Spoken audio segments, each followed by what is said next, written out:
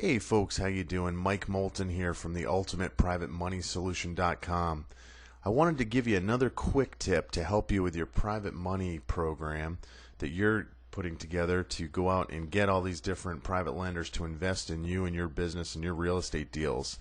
This is a quick tip. It's only going to be a couple minutes, but I figured it might help you out.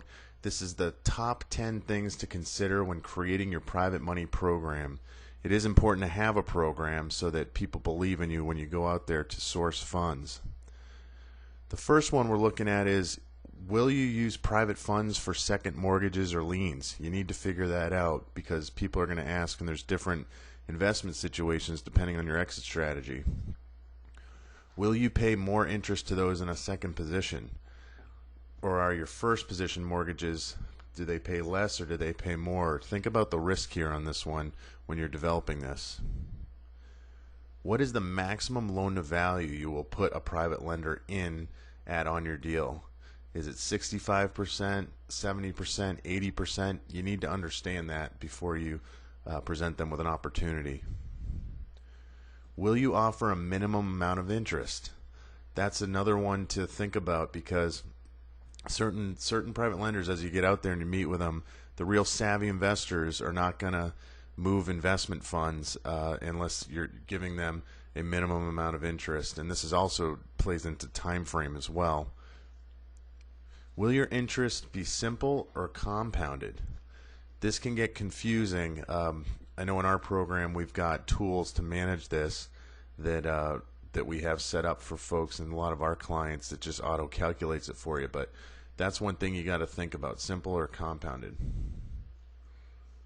Will you make monthly payments? If so, will they be interest only or will they be amortized? It's always a great strategy to see if you can get those payments as one lump sum at the end, but you never know. Some people want them up front. If you're investing with investors with IRAs, a lot of times you can get them to just accept the money at the end since they can't touch it anyway because it's tax deferred. What is the least amount someone could get involved with? You know, if you're at the bus stop, I don't know how many people are at the bus stop nowadays. Let's use another example. Say a convenience store and someone in line hears you because you got your elevator speech and they have $2,000. Is that too little to get involved? Probably is. Maybe five's not. So it's up to you and your program. What will your typical term length be? Is it 3 months, 1 year, 3 years, 5 years, 10 years?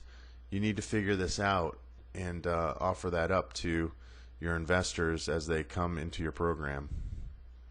And what's your policy for liquidating should someone need their money back? So for example, if someone comes up to you and says, hey, you know, I know we said I'd loan it to you for a year, but I need it back in month 9. What are you going to do?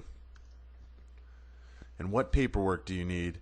And do you have you mapped out and understand it thoroughly? You know, the worst thing you can do is get someone to loan you money and then not know how to execute on it. So these are some tips that I just really wanted to lay out there for you.